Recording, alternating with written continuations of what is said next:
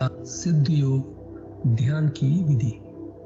आरामदायक स्थिति में बैठ जाएं और कुछ समय के लिए गुरुदेव के चित्र को ध्यान से देखें। अब आंख बंद कर लें और गुरुदेव श्री रामलाल जी सयाग के चित्र को अपने आज्ञा चक्र पर, जहां बिंदी या तिलक लगाते हैं, देखते हुए गुरुदेव से 15 मिनट की अवधि के लिए ध्यान स्थिर करने की प्रार्थना करें। अब गुरुदेव के चित्र को आज्ञा चक्र पर देखते हुए साथ ही संजीवनी मंत्र का मानसिक जाप बिना होंठ और जीभ हिलाए करते हुए ध्यान करें। इस दौरान यदि आपको कोई यौगिक क्रिया हो तो घबराएं नहीं, ना ही इसे रोकने का प्रयास करें। ध्यान की अवधि पूर्ण होते ही यह क्रियाएं स्वतः बंद हो जाएंगी। इस विधि से सुबह शाम हल्के पेट नियमित रूप से केवल 15 मिनट का ध्यान करें और संजीवनी मंत्र का मानसिक जाप हर समय करें। कुछ विशेष ध्यान रखने योग्य बातें। संजीवनी मंत्र का मानसिक जाप अपने दैनिक कार्य करते हुए अधिक से अधिक करें। संजीवनी मंत्र के साथ किसी और मंत्र का जाप नहीं करना है। इस मंत्र को कभी भी लिखकर या बोलकर किसी को नहीं बताना है। तांत्रिकों से नहीं मिले और ना ही उनके दिए हुए डोरे या ताबीज आदि पहने। यदि पहना हुआ है तो यह साधना शुरू करने से पहले निकालकर फेंक दें। अब शक्तिपात दीक्षा के लिए गुरुदेव की दिव्य वाणी में संजीवनी मंत्र ध्यान से सुने और उसके पश्चात 15 मिनट ध्यान करें। आप अभी जो है ना, जो मैं मंत्र बताऊंगा उसको बोल कर या इशारे से किसी को नहीं बताओगे। रैदास ने कहा ना, अब कैसे छूटे नाम रट लगी। किसकी लगी नाम रट? राम की लगी, कृष्ण की लगी, ये रोक लगी हुई थी गुरुओं के। और उसका मानसिक जप करना, समझे? वो मंत्र बता दो, एक बीज मंत्र है वो। अब बरगद का पेड़ का बीज राई के दाने जितना होता है, किलोमीटर में फैलेगा, उसका होता है। एक शब्द क्लीन शब्द क्या आधा ला में मिला हुआ, बड़ी एक मात्रा और बिंदी, उसका उच्चारण होगा क्लीन गा की ध्वनि निकलेगी पीछे। आप अंग बोलो, यहां स्ट्रोक लगता है, अंग बोलो। कभी मनी मैंने बोल के देखो, अंग बोलो तो यहां स्ट्रोक लगता है। तो इसमें क्लिंग बार बार आएगा। अब वो लय नहीं बनती क्लिंग एक में, तो हमारे ऋषियों ने इसको जपने का तरीके बताया। Cling Krishna cling, cling Krishna cling. क्री लगनी चाहिए, क्रय नहीं क्री। एक ही मात्रा नहीं लगेगी तो राधा तत्व शामिल नहीं होगा, और राधा बिना कृष्ण आधा। तो ये इसमें राधा और कृष्ण का मंत्र है। राधा तत्व है सांसारिक सुख देगी, कृष्ण मोक्ष देगा। जय गुरुदेव भगवान जी। आज की दिव्य लिखनी की शीर्षक है पूर्व जन्म और पूर्वाभास का सत्यापन संभव है। पूज्य श्री गुरुदेव भगवान जी ने 3 दिसंबर 1988 को ये दिव्य लेख लिखे थे। गुरुदेव भगवान जी कहते हैं, अगर मनुष्य सच्चे अर्थों में अध्यात्मवादी है तो उसका सीधा संपर्क अपने ही शरीर स्थित आत्मा और परमात्मा तत्व से है। ये तत्व ही संसार के सर्वभूतों के कारण है। अतः भूत भविष्य का सभी सच्चा ज्ञान संभव है। भगवान श्री कृष्ण ने गीता में कहे हैं, अध्याय 15 श्लोक 7 व 8 में, ममी वंशु जीवलोके जीवभूतः सनातनः मनः षष्ठानि इंद्रियाणि प्रकृतिस्थानि कर्षति। इस देह में यह जीवात्मा मेरा सनातन अंश है। त्रिगुणमयी माया में स्थित हुई मन सहित 5 इंद्रियों को आकर्षित करता है। शरीरम यद वाप्नोति यच्चाप्युक्ता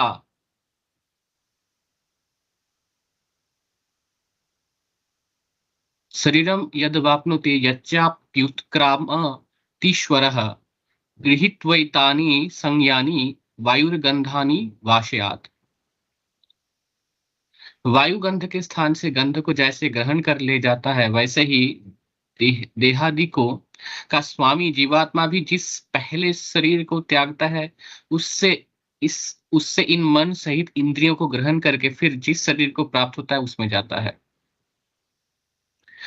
पूरी तरह से यह स्पष्ट होता है कि जीवात्मा का साक्षात्कार होने का अर्थ है परमात्मा का साक्षात्कार और प्रत्यक्षानुभूति हो गई, क्योंकि जीवात्मा परमात्मा का ही सनातन अंश है, अतः वह अमर है।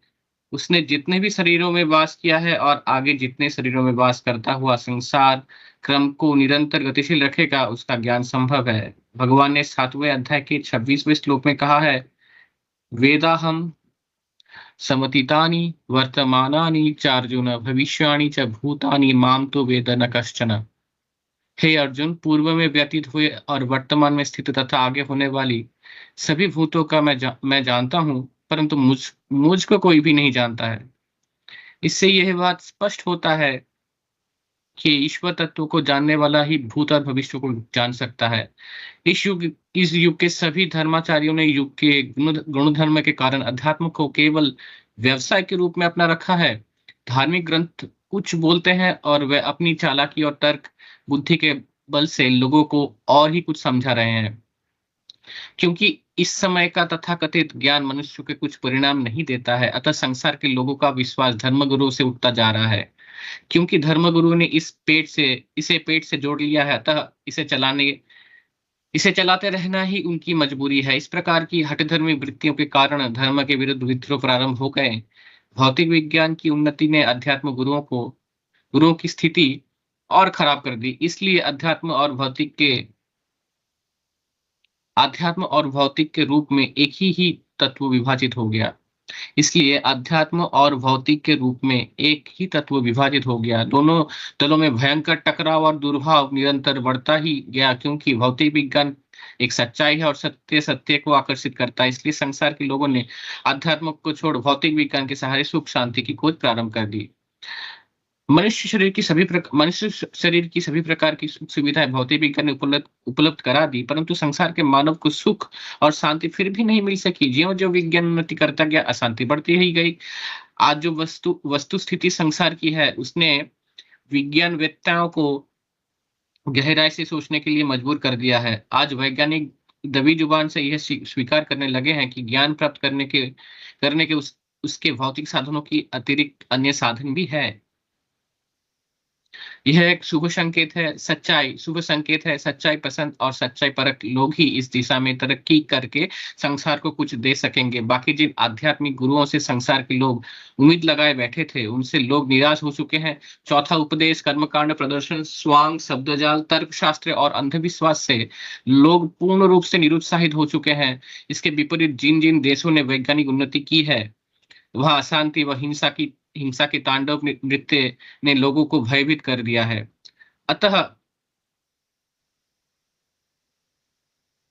अतः उनको भी इस पद के अलावा शांति प्राप्त करने का दूसरा रास्ता खोजना पड़ रहा है। अमेरिका में प्रवचन देते हुए श्रद्धेय स्वामी विवेकानंद जी ने कहा था, विभिन्न मतांतरों या सिद्धांतों पर विश्वास करने के प्रयत्न हिंदू धर्म में नहीं है, वरन हिंदू धर्म तो प्रत्यक्ष अनुभूतियों और साक्षात्कार का धर्म है। केवल विश्वास का धर्म हिंदू धर्म नहीं है। हिंदू धर्म का मूल मंत्र तो मैं आत्मा हूं, यह विश्वास होना और तद्रूप बन जाना है। आज हमारे धर्म से प्रत्यक्ष अनुभूति और साक्षात्कार की बात पूर्ण रूप से विदा हो चुकी है। यही धर्म का प्राण थी, अतः इसके अभाव में प्राणहीन धर्म मानव को कोई लाभ पहुंचाने की स्थिति में नहीं है। परिवर्तन प्रकृति का अटल सिद्धांत है, कोई भी शक्ति इसे प्रभावित नहीं कर सकती। यह क्रम अनादिकाल से चलता आया है, अतः निराशा का कोई कारण नहीं है। अंधेरे और प्रकाश का संघर्ष हमारे अंदर अनादिकाल से चला आ रहा है। रात्रि के देवता कभी नहीं चाहते कि प्रकाश हो, परंतु फिर भी रात और दिन का क्रम अनादिकाल से चला आ रहा है। हमें खुले दिल से हमारी कमजोरी को स्वीकार करके आध्यात्मिक जगत में शोध कार्य प्रारंभ करने चाहिए। जिस प्रकार भौतिक विज्ञान तत्काल परिणाम देना प्रारंभ कर देता है, उसी प्रकार उसका जनक अध्यात्म विज्ञान भी परिणाम देता है। इस जगत के सभी सौदे नगद के हैं, वहां उधार का काम ही नहीं। परिणाम के अभाव में ही लोग इससे विमुख हुए हैं। आध्यात्मिक विज्ञान भौतिक विज्ञान का जनक है। आज तक का सारा प्रकट संसार उसी परम सत्ता की देन है। पिता पुत्र में द्वेष कैसा? इस कृत्रिम द्वेष भाव ने ही संसार को आज की अशांत स्थिति में लाकर खड़ा कर दिया है। इसके बारे में महर्षि श्री अरविंद ने स्पष्ट कहा, एक संपूर्ण आध्यात्मिक जीवन के लिए हर कार्य आवश्यक है। अर्थात जीवन का हर कार्य कमोवेश अध्यात्म से ओतप्रोत है। वैदिक काल के बाद मनुष्य निरंतर उस परम सत्ता से अलग हटता गया। आज का मानव उस क्रमिक अलगाव की प्रक्रिया के कारण उस परम सत्ता से सर्वाधिक दूरी पर आकर खड़ा हो गया है। कृत्रिम पतन के साथ हम लोगों ने इहलोक के स्थान पर केवल परलोक की तरफ ताकना प्रारंभ कर दिया। समाज के आधे अंग स्त्रियों को पंगु बनाकर रख दिया। उसे आध्यात्मिक क्षेत्र में बहुत कुछ बातों पर प्रतिबंध लगा दिया। जगत जननी के साथ इस अन्याय के कारण ही संसार आज इतना दुखी है। स्त्री जाति का माँ का स्वरूप, बहन का स्वरूप, दादी का स्वरूप आदि सभी स्वरूप भूलकर उसको केवल भोग की वस्तु ही माना जा रहा है। संसार के मानव ने जगत जननी की ऐसी दुर्गति कर दी कि उसे रसा तल में पहुंचा दिया है। हमारे प्राय सभी धर्मगुरु ने कंचन और कामिनी का जो स्वरूप बना डाला है, वही दुखों की कारण है। इसके अतिरिक्त आराधनाओं का ऐसा स्वरूप बनाकर रख दिया कि जिसे स्त्रियां अपनी प्राकृतिक संरचना के कारण करने में असमर्थ है। जब तक धर्म की असली स्वरूप प्रकट नहीं हो जाता, इस क्षेत्र में प्रगति और शांति असंभव है। श्री अरविंद ने मृणालिनी देवी को पत्र लिखा था, ईश्वर यदि है तो उनके अस्तित्व का अनुभव करने का, उनका साक्षात्कार प्राप्त करने का कोई ना कोई पथ होगा। वह पथ चाहे कितना भी दुर्गम क्यों ना हो, उस पथ से जाने का मैंने दृढ़ संकल्प कर लिया है। हिंदू धर्म का कहना है कि अपने शरीर के अपने भीतर ही वह पथ है। उस पर चलने के नियम भी दिखा दिए हैं। उन सब का पालन करना मैंने प्रारंभ कर दिया है। 1 माह के अंदर अनुभव कर सका हूं कि हिंदू धर्म की बात झूठी नहीं है। जिन जिन चिन्हों की बात कही गई है, मैं उन सब की उपलब्धि कर रहा हूं। महर्षि अरविंद के अनुसार उस पथ पर चलकर हर प्राणी सिद्धि प्राप्त कर सकता है। इस पथ पर चलने के अधिकारी स्त्री पुरुष दोनों बराबर के हकदार हैं। मेरी प्रत्यक्षानुभूतियों के अनुसार भी एकमात्र यही रास्ता है जिस पर चलने से ही उस परम धाम तक की यात्रा संभव है। संसार के प्राय सभी धर्म संसार की उत्पत्ति शब्द से मानते हैं। इस संबंध में वेद स्पष्ट कहता है, आओ उस ज्योति में पहुंचे जो स्वर्लोक की है, उस ज्योति में जिसे कोई खंड नहीं कर सकता। वेद स्पष्ट कहता है कि जिस ज्ञान को, आनंद को तामसिक वृत्तियों ने कैद कर रखा है, उसकी मुक्ति केवल प्रकाश प्रद शब्द से ही संभव है। वेद बारंबार उस प्रकाश प्रद शब्द से जो दिव्य प्रकाश निकलता है, उससे मिलने वाले दिव्य आनंद की प्रार्थना करता है। इस संबंध में महर्षि अरविंद ने वेद रहस्य में लिखा है, वैदिक दृष्टाओं ने प्रेम पर ऊर्ध्व से अर्थात उसके स्रोत और मूल स्थान से दृष्टिपात किया और उन्होंने अपनी मानवता में उसे दिव्य आनंद के प्रवाह के रूप में देखा और ग्रहण किया।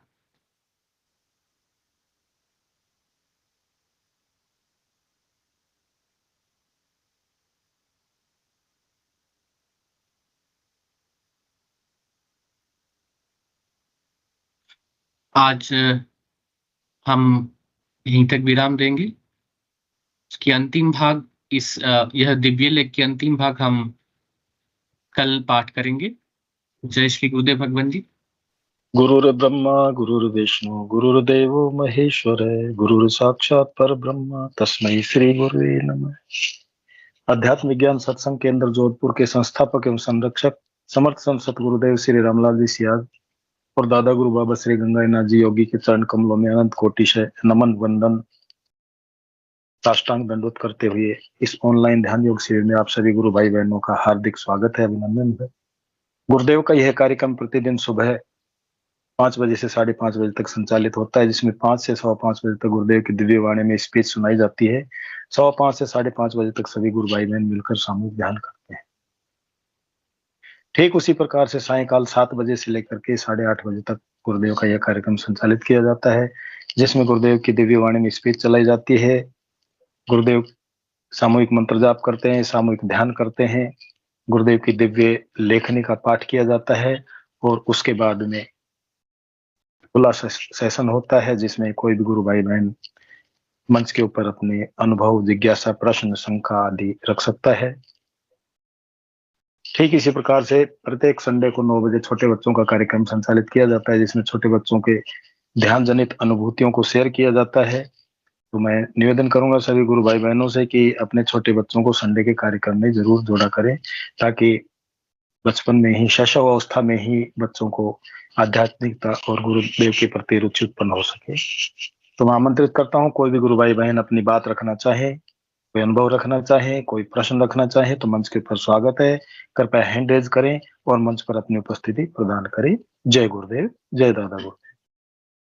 गुरुदेव की जो आराधना है वो भाव प्रधान आराधना है। और इसमें तो गुरुदेव खुद कहते हैं कि आप सूर्योदय से पहले ध्यान कर लो, नहाए ठीक है, नहीं नहाए तो और भी उत्तम है, इधर भी मुंह करके बैठ जाओ, कोई फर्क नहीं पड़ता है।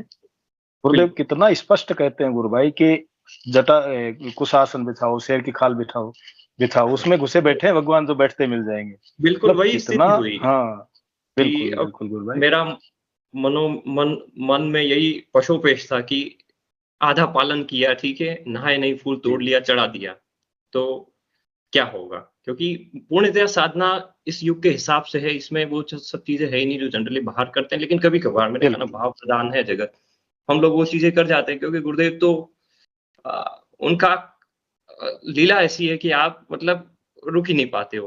मतलब बहुत ज्यादा व्यक्ति जो प्रैक्टिकल है वो भी कभी कभार इस तरीके की, तो वो ऐसा हुआ। तो फिर दूसरे दिन ये देखते हैं कि वो पूरी फोटो गुरुदेव की ध्यान की स्थिति, गुरुदेव ने दिखा दिया कि आपने भाव से, श्रद्धा से सुमन चढ़ाए, अब उसमें नहाना या नहीं नहाना कोई इश्यू नहीं रखता है। और ध्यान में दिखा दिया कि देखो आपके फूल कितने हो गए हैं, मैं खुश हूं इस तरह से। तो गुरुदेव तो खुद गीता में बताते हैं कि पत्रम पुष्पम तोयम, यानी पत्र हो, पुष्प हो, तोय हो, आप श्रद्धा से चढ़ा दोगे तो उसी से मैं संतुष्ट हूँ। तो ये भाव प्रधान आराधना है, जैसा कि आप भी बता रहे हैं, गुरुदेव भी बताते हैं। इसमें कितने भाव अपने हैं और वो अंदर के भाव, बाहरी दिखावा तो गुरुदेव चाहते ही नहीं। फिर भी अपन मानव हैं, भौतिक प्राणी हैं, अपन ये चाहते हैं कि गुरुदेव के पुष्प चढ़ाने से हो सकता है गुरुदेव प्रसन्न हो जाए, आशीर्वाद दे हमको, और होता भी है। अपन बच्चे हैं गुरुदेव के गुरु भाई, और बच्चे होने के नाते अपना इतना अधिकार है कि हम गुरुदेव को पुष्प भी चढ़ाते हैं। हम कभी कभी क्या होता है, जैसे मेरा सिस्टम है गुरु भाई, जैसे मैं भोजन करता हूँ गुरु भाई। भाई साहब बताइए। मैं भोजन करता हूँ तो भोजन की थाली गुरुदेव के सामने रखता हूँ और कहता हूँ, गुरुदेव ये भोजन आपके द्वारा दिया हुआ है, और इसमें अगर आप एक ग्रास ले लोगे तो ये मेरे लिए अमृत बन जाएगा। तो ये अपनी भावना है, और उसके बाद हम उसको भोजन को ले लेते हैं तो हमारे लिए वो गुरुदेव का प्रसाद बन जाता है। ये अपनी भावना है, अपनी समर्पण का एक तरीका है। नहाते हैं उससे पहले गुरुदेव आओ स्नान कर लो, आपके चरण कमल धो करके फिर मैं आपके चरण कमलों से का बचा हुआ पानी से स्नान करूंगा। नहीं भाई साहब, तो ये सारी चीजें कर रहे हैं। मैं इस पक्ष में आपसे थोड़ा सा, वैज्ञानिक सोच जो कहती है आज की स्थिति ऐसी है, चलिए हम प्रैक्टिकल लोग हैं तो हम गुरुदेव को पहले खिला के अपना स्वार्थ सिद्धि करते हैं बहुत बार। आज की स्थिति ऐसी है कि खाना वाना जो है उसमें इतनी मिलावट है कि कब कुछ घटना घट जाए, ठीक है। तो वही मीरा वाली स्थिति है कि भगवान को अगर आप परिचित करो, ये थोड़ा सा एक बड़ा ही संकुचित दायरा कह सकते हो भक्त के सोचने का। लेकिन तो अगर आप वैसे भी सोचो तो गुरुदेव बहुत सारे कष्टों से आपको बचा लेंगे। अगर केवल आप गुरुदेव का नाम भी लेके उस कार्य को करोगे तो बहुत सारी चीजों से बचा लेंगे। जो आप कर रहे हो बहुत एक भाव प्रधान से कर रहे हैं, बट एक प्रैक्टिकल भी सोचो तो ये मतलब मैंने इस चीज को मैं भी समझता हूँ कि आप जो कह रहे हैं बड़ी तगड़ी चीज है। बाकी सबसे मेन चीज ये है कि अपन को गुरुदेव ने जो आदेश दिया है कि 2 टाइम ध्यान और सघन मंत्र जाप, ये ही फलीभूत होगा। बाकी सारी चीजें सेकेंडरी है। प्राइमरी गुरुदेव ने जो बताई वो यही है। मैं तो वैसे मैं यज्ञोपवीत पहनता था बहुत पहले, क्योंकि मैं ब्राह्मण हूँ, तो चीजें सांकेतिक हैं। बाहरी जो हिंदू धर्म जो गुरुदेव कहते हैं कि बहुत बड़ा वैज्ञानिक धर्म है, उसका सांकेतिक या सिंबॉलिक चीजें बाहर रिप्रेजेंट की गई हैं, जो कि ठीक है अपने धर्म के हिसाब से। तो ये वो जो धागे 3 होते हैं उसमें, एक समय के बाद उसका मतलब होता है शक्ति, ठीक है। जिस दिन गुरुदेव से शक्तिपात हुआ, उस दिन के बाद से मैंने उसको गुरुदेव के चरणों में समर्पित कर दिया, क्योंकि पवित्र को भी गुरुदेव शक्ति को धारण करवा दिया आपने। तो ये जो बाहरी जो है प्रयास, वो आपको समर्पित है। तो उस हिसाब से कुछ चीजें जैसे जैसे समझ में आती हैं, समझाते भी गुरुदेव हैं। वैज्ञानिक पक्ष हो गया, दार्शनिक पक्ष हो गया, तो उस हिसाब से कुछ चीजें करने का प्रयास रहता है। त्रुटि होती है तो गुरुदेव जाने, मानवीय बुद्धि है, कभी कभार गलती भी होती है। बिल्कुल बिल्कुल गुरु भाई। तो कुछ ऐसा भी रहता है, मतलब with due respect to all the traditions, हर जो चीजें उनका सम्मान है, क्योंकि गुरुदेव तो हर चीज को बिना हट के दूर करवाते। तो ये किसी को बताने का उद्देश्य नहीं है कि ये करो, छोड़ो, बोलो। गुरुदेव तो सीधा कहते हैं कि आपको कुछ छोड़ना नहीं है, जो ठीक नहीं है वो स्वतः हो जाएगा। इसका कोई ये उद्देश्य नहीं है, नहीं तो फिर वही हट वाला रास्ता हो जाएगा। गुरुदेव तो हट करवाने आए नहीं। जी, गुरुदेव को जो छुड़वाना है वो ऑटोमेटिक छुड़वा देते हैं, जो पकड़वाना है वो ऑटोमेटिक पकड़वा देते हैं। बस भाई इतनी सहज, इतनी सरल। थोड़ा सा रिक्वेस्ट है, अगर किसी और को प्लेटफॉर्म चाहिए तो मैं अपना कट शॉर्ट करता हूँ। जी जी जी, क्योंकि कोई और भी फिर समय लिमिटेड है। धन्यवाद। जय गुरुदेव। जय गुरुदेव। जय श्री गुरुदेव। जय दादा। बहुत सुंदर हर्षित जी गुरु भाई ने बताया अपने मन की भावनाएं और अनुभव, बहुत दिव्य अनुभव हर्षित जी गुरु भाई ने बताया। कार्यक्रम को आगे बढ़ाते हैं। कोई गुरु भाई बहन अपने अनुभूति और साझा करना चाहें, कोई प्रश्न हो, कोई जिज्ञासा हो, तो मंच के ऊपर स्वागत है। सही है, गुरु भाई ने कहा कि ये आराधना भाव प्रधान है। गुरुदेव खुद भी कहते हैं जितने भाव हमारे होंगे, भाव ही तत्र विद्यते कारणम। गुरुदेव के चित्र में हम भावपूर्ण देखते हैं तो निश्चित रूप से फलदायी होता है। और गुरुदेव ने हमको जो आदेश दिया है उसका अक्षर से हमको पालन करना है। गुरु और वाक्य केवलम, गुरु राज्य केवलम।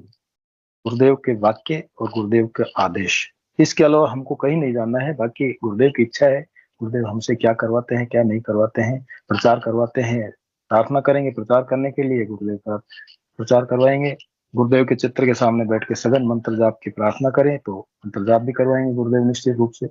और गुरुदेव प्रार्थना बहुत जल्दी सुनते हैं। इधर आपकी प्रार्थना खत्म हुई और उधर तत्काल रिजल्ट मिल जाता है। इसलिए कहा गया है कि हमारे गुरुदेव जैसा कोई नहीं। चलिए कार्यक्रम को आगे बढ़ाते हैं। मैं कोई गुरु भाई बहन आए तब तक विनोद जी पुरोहित यदि मंच पे हैं तो निवेदन करता हूँ कि कोई अनुभूति गुरुदेव की, कोई गुरु भाइयों की पढ़ के सुना दें। तब तक कोई गुरु भाई बहन आते हैं। जय गुरुदेव जी। मैं स्क्रीन शेयर कर देता हूँ। जी गुरु भाई।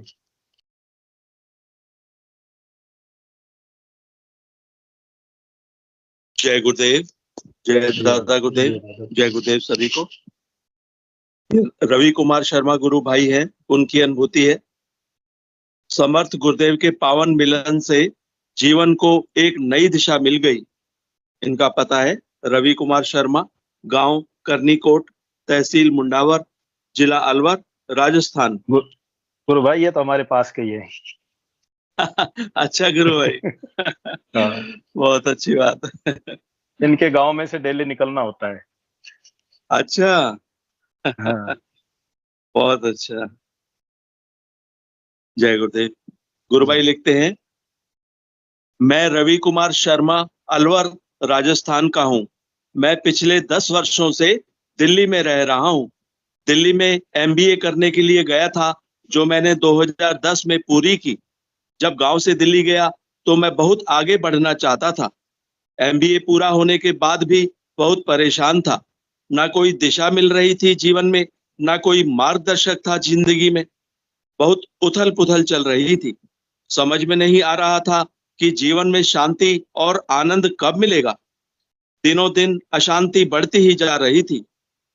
किसी मिलने वाले ने श्री सद्गुरुदेव सियाग जी के बारे में बताया तो विश्वास नहीं हुआ, वैसे ही बात को टाल दिया।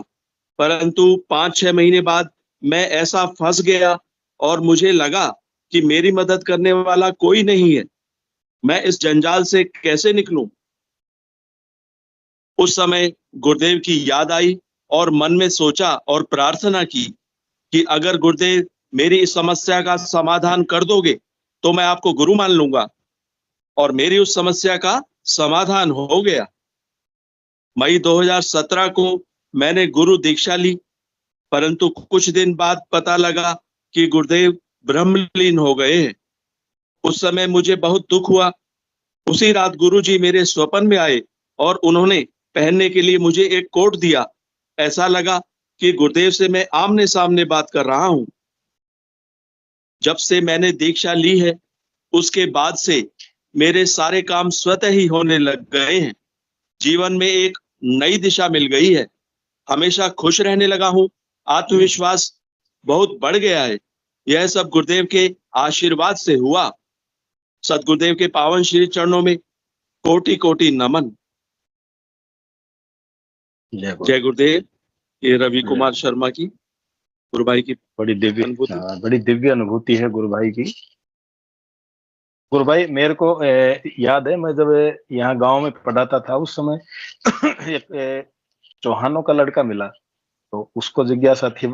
मैंने गुरुदेव का पंपलेट दे दिया। उस समय गुरुदेव टीवी पे आ रहे थे, जी न्यूज और आस्था के ऊपर। तो उसने कहा कि मेरे को भगवान के दर्शन करवा दो। मैंने वो पंपलेट उसको दे दिया, मैं ये ले। बोल फिर वो आपकी तरह ही वाली बात है। बोल हाँ ये भगवान के दर्शन कराएंगे। मैं बेटा इसको पढ़ लेना और ये इसमें जो लिखा है वो करके देखना, कुछ हो ना तो मेरे को बता देना, नहीं तो इस पंपलेट को तू कहीं रख देना। वो तो साहब दूसरे दिन आके कहता है साहब ये क्या दे दियो मुने, है ये तो बहुत तगड़ी चीज है। गुरु भाई उसके इतनी तगड़ी योगिक क्रिया होती थी कि 4-4 आंगल के गड्ढे डाल देता था वो। ये देख लो इतनी ज्यादा योगिक क्रिया होती थी उसकी। हाँ माय गॉड। गुरुदेव सही है आप वाली बात। हमारे गुरुदेव जैसा कोई नहीं है भाई। आप चैलेंज दे के आओ, चैलेंज दे दो, आप प्रेयर करके आओ तो प्रेयर वाला आपको सिस्टम मिलेगा। आपको रिजल्ट वही मिलना है गुरुदेव की इच्छा से। बिल्कुल। और दो बातें और गुरु भाई बड़ी अभिभूत कर देती हैं। एक तो हम जब लोगों की अनुभूतियां जो है पढ़ के सुनाते हैं तो देखते हैं कि प्रचार का कितना महत्व है, कैसे जिंदगियां बदल जाती हैं लोगों की। सड़क के किनारे वो एक भाई बता रहे थे, सड़क के किनारे कोई प्रचार कर रहा था, वहां से पर्चा मिला और उसकी जिंदगी बदल गई। तो लगता है कि मतलब प्रचार वास्तव में जो है ना, वास्तव में हमारे को जो है ये गुरु सेवा करनी चाहिए। हाँ, जब भी मौका मिले हमको। बिल्कुल जिंदगियां बदल जाती हैं कैसे लोगों की। भाई करना भी चाहिए गुरु भाई। मेरा खुद का मत है कि हम जब भी ध्यान करें तो ध्यान से पहले गुरुदेव से प्रार्थना करें कि गुरुदेव दिन में कम से कम एक बंदे को तो बताऊं ऐसा आशीर्वाद दीजिए। इससे गुरु का कार्य भी हो जाएगा और हमारा कार्य भी सहज हो जाएगा। क्योंकि प्रचार करेंगे तो साधना में बहुत तीव्र गति से आगे बढ़ते हैं हम। गुरु भाई अंजना शर्मा जी ने एड्रेस किया। अंजना गुरु भाई जय गुरुदेव, कृपया मंच पे पधारें, आपका स्वागत है। जय गुरुदेव। जय गुरुदेव गुरु भाई। जय दादा गुरुदेव। जय गुरुदेव। जय दादा गुरुदेव।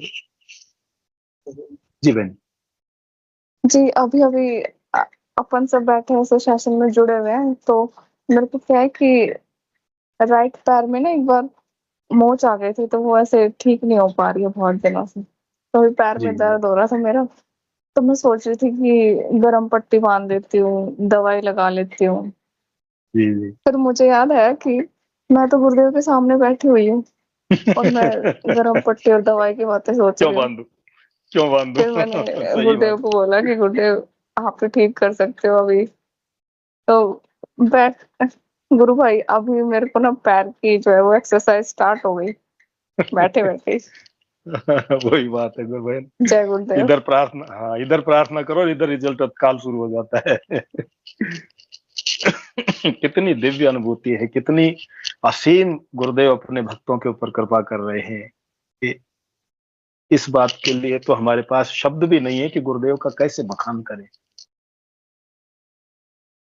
जी गुरुदेव और कुछ कहना चाहते हैं? जी नहीं, गुरुदेव, जय गुरुदेव। जी जय गुरुदेव गुरुबेन, जय गुरुदेव। चलिए आज का सेशन बहुत अच्छा रहा। मैं सेशन का समय भी हो रहा है। हिंगू जी गुरु भाई यदि मंच पे हैं तो आमंत्रित करता हूँ, सेशन को गुरुदेव के श्री चरण कमलों में समर्पित करें। जय गुरुदेव सभी को। की दिव्य चेतना सभी में सिद्ध हो, जगत व्यापी हो और जगत के कल्याण के लिए हो। जय गुरुदेव सभी को, बहुत बहुत जय गुरुदेव। बोलो कल के कल के अवतार की जय हो। दादा गुरुदेव की जय हो। जय गुरुदेव, जय दादा गुरुदेव, जय गुरुदेव, जय दादा गुरु, जय श्री कल की, हर घर कल की, घर घर कल की, हर हर कल की। जय श्री कल की, जय श्री कल की। जय गुरुदेव, जय दादा गुरुदेव, जय श्री कल की। जय गुरुदेव, जय गुरुदेव गुरुबेन, जय गुरुदेव, जय दादा गुरुदेव, जय श्री दादा गुरुदेव। जय श्री कल की भगवान, जय श्री कल।